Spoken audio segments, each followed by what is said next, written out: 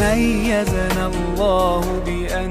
لنا عقلا يتدبر ويهيم بأرجاء الدنيا. متحدين نقف، متفرقين نسقط. صاحبكي مدحوينها وايلا بلنيي marka inaan hambalyo ku istaago haddana waxaan u maleynayaa ballanta dadka in la wada gaarsiiyo waxaan arkayaa dad badan oo dardaaran dhiibaya haddii ma aqaan aniga dardaarankaas inuu kaliga ay qabo doono iyo marka waxaan rabaa madaxweynaha dardaarankiisa inaan tixgeliyo fariin lay soo dhiibana aan dhiibo madaxweyne intaas oo gosha Sooma Allah ybarik fiik iga raalli ahaada maanta markaan soo socday anoo meeshii dad badan isugu tagay maxaa sheegi doontaana oo isle maqaayadan galo waxaa ugu tagay oda biiqe iyo islaantii la dhihi jiray ya Carweelo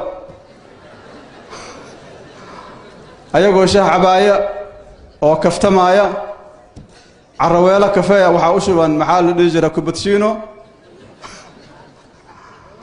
odaguna waxaa u shuban shaay cadaysa oo maxaa la dhihi jiray danguus ma la dhihi jiray shaayga shaay caana leh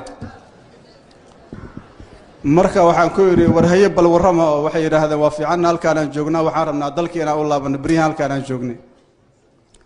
waxaan ku yiri anna dalkiina u socdaa waxay dhahan fariin aan ku dhiibaynaa waxay ku yiraahdeen fariinta meesha u socoto Garowe leeraagay oo Soomaalida u sheeg shirkooda iyo naqanin shir la isugu yimaado lagu kala tago waxa ka soo baxaano tala ka timaado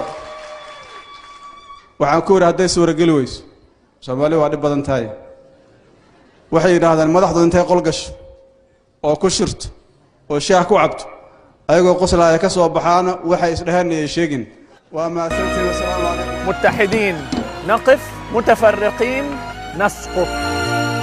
ميزنا الله بأن لنا عقلا يتدبر